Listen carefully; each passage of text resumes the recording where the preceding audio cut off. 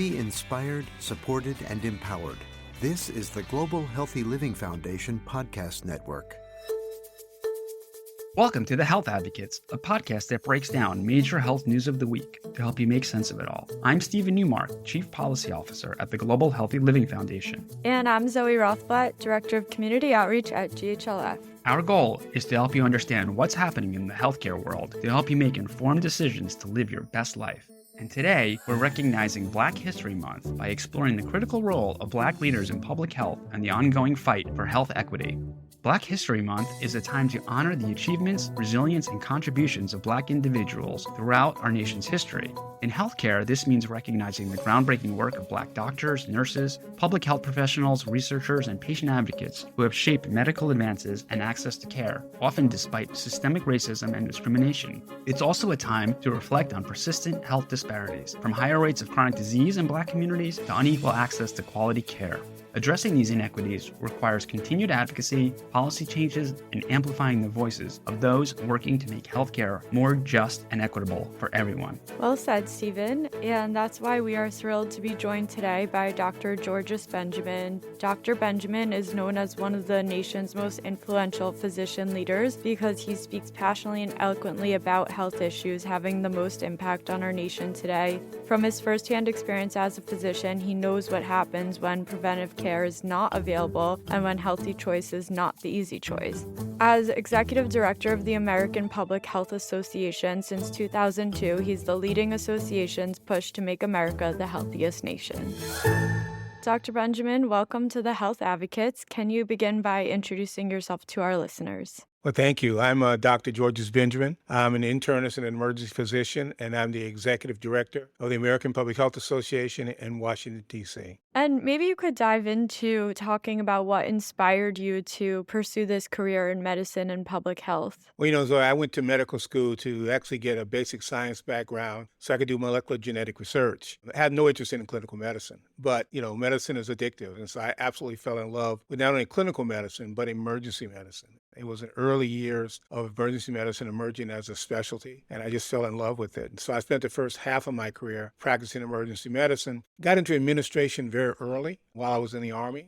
And I was at the community hospital as chief of ambulatory care. My phone rang and the mayor was on the other end of the phone and said, "Have I got a job for you?" And I became the city health commissioner in Washington, D.C. So I kind of went in and out of emergency medicine and public health for a while, and then public health stuck. And that's so interesting because emergency medicine is so almost like reactive, like something happens and you're reacting to it. But a lot of public health is proactive, like thinking about policies that will just like generally support the health of people. So I'm wondering from your perspective how navigating that transition was for you, or like some of the big challenges that you saw, like differences between those two. It actually turns out that emergency medicine is, you're right, very proactive and emergency medicine oriented. And in many ways, people think of public health being more contemplative. But it turns out that the two disciplines are really mirrors. Every day in public health, we have some kind of crisis, from some small administrative one to really big things. So it's the concept of going from crisis to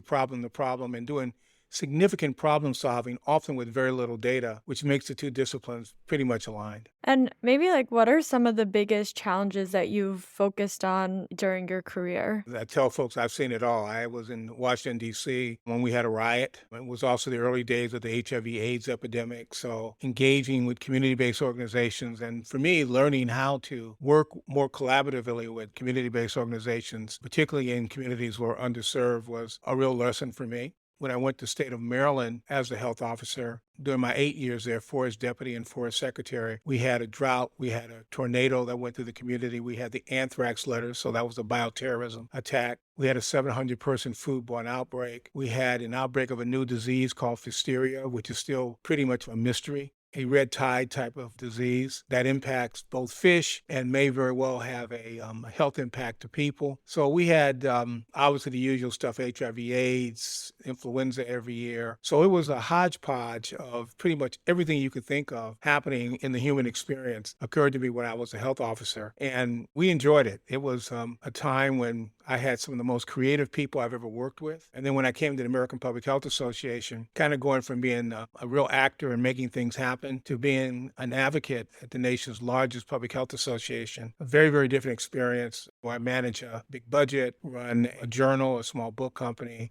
And of course, we're doing a lot of advocacy each and every day, try to get the administration and Congress at the national level, and then trying to influence people at the local level to do the right thing to improve people's health. That's so funny you say you enjoy it because I mean, to my ears, it sounds like a ton of chaos, which I'm sure it was.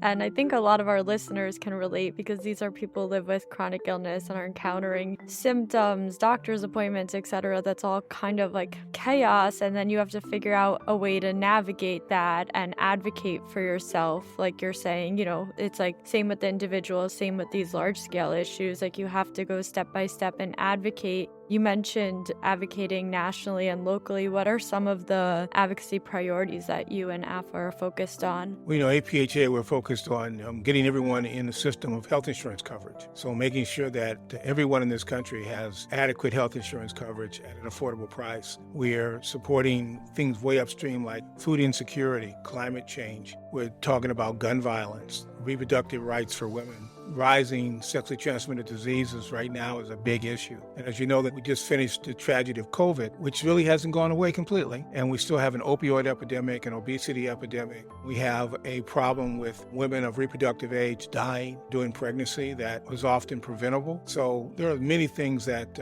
on our plate right now that we're doing. And what makes public health so interesting is that we know that the vast majority of these things, if you do the right thing, are preventable. That's so interesting you say that because I have a background in health policy and management, and sometimes it's hard to show public health successes because when they're really successful, they become almost invisible, right? They don't exist anymore. They're just a normal part of society, or you're not seeing these diseases circulate. So we think that, it's like not so necessary because we never existed at the time when it was a big win, and people forget. Even like what you're saying, like COVID didn't really go away, but for a majority of people that don't live with chronic illness or immunosuppressed and aren't concerned, they feel like it has. So I guess how do you grapple with that in your everyday work of trying to reinforce the importance of tackling these issues? I mentioned that I was an emergency physician, so we were always seeing people who were sick or injured, usually at their worst clinical state when they came to a hospital emergency department. And, you work very hard to make them better. One of the things we do get to do in public health is say, 0 days, no injuries. We get to say that,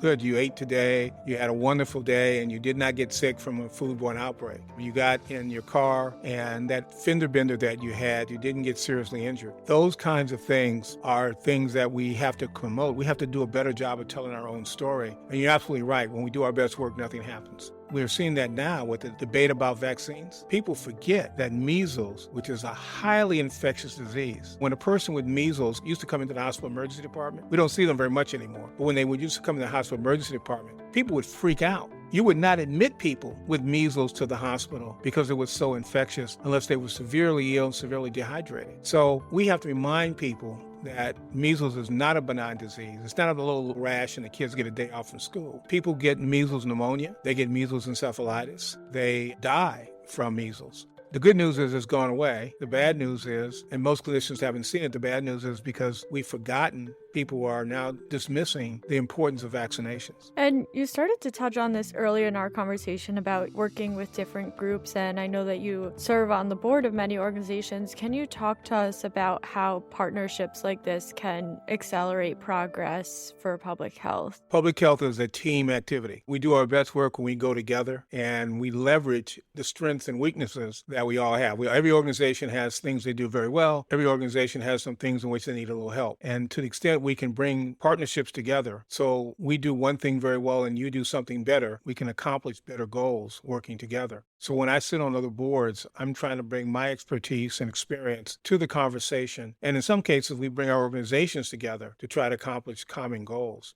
And if you do it that way, you can do it at a much lower cost and with much greater efficiency when you do that. It's the whole issue of bringing together, in some cases, groups that have real strength and engage in the community with real groups that have real academic knowledge that we don't necessarily have. And sometimes the public health department or organizations like APHA, we can be the translator between the highly academic and the community-based groups. Yeah, what you said about bringing bringing your expertise to the table reminds me of something else I wanted to ask you about, which is about increasing diversity. Like, it's so important to have diverse voices, people from different backgrounds in leadership roles in public health, because like what you're saying, it is community based and we need representatives from different communities in order to best serve those communities. And I know you've been recognized as a top minority executive, and I'm wondering if you have any advice on how we can bring in more diversity into public health leadership. We have to value diversity to start with and recognize that people have different life experiences and they bring those different life experiences to the table and they have a conversation. I remember being the health officer in Washington, D.C. again. And, I came up in a middle-class family. I grew up in Chicago, but when I talk about my growing up in the hood, it's not the same as some of my friends who grew up in abject poverty. I did not grow up in abject poverty at all. And I remember coming into the city as a city health commissioner and really having to walk into the lower income communities to really get an understanding of what they were living, what their decision-making tree was. And I remember that some of the kids, for example, who we were trying to convince to, live a better life, not be sexually active too early, not to use drugs, not to carry firearms, to stay in school, all the things you tell kids that,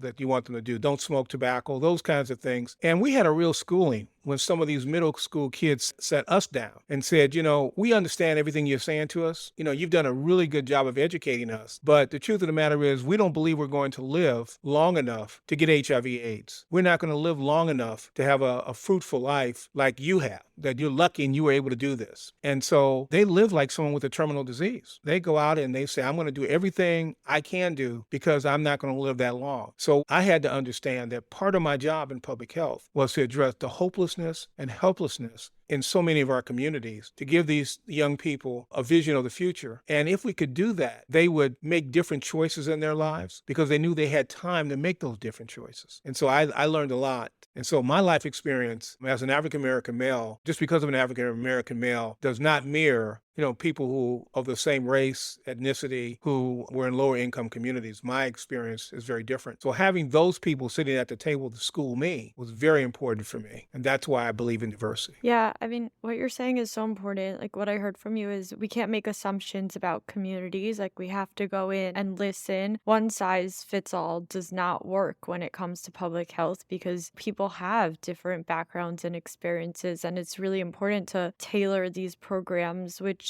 leads me to ask you, how do you evaluate a program? Like, let's say, with this scenario, you said you're going to address those feelings of hopelessness and, improve the understanding in those children that you can live longer. And these are the ways to get there. How do you then, whatever ways you implemented a program to do that, how do you evaluate, is this going well? What do we need to change? It starts with really understanding what you want to accomplish and then spending some time as part of your program design and going and listening to the people who are going to participate in the program, who are going to benefit from the program, and go in there and say, here's what we're trying to accomplish. We're trying to reduce the incidence of diabetes in our community. How would you do it? And have them inform your program design. And you do that on the front end, not on the back end, not when you've gone in the back room and designed it based on the best science as you understand it. Because the evidence is good, the science is good, but as you said, it doesn't track in every community. And more importantly, your goal for that program may not necessarily align with the goal of the program participants. And so you've got to make sure that you can address the goal of the program participants first, and then you'll often be able to get your goals for the program addressed. I'll give you an example. If you want to get people to get down the ideal body weight and you believe that nutrition, diet, and exercise are very important, let's talk about the exercise component. If they can live in a community where it's not walkable and bikeable and green, where the street lights are out,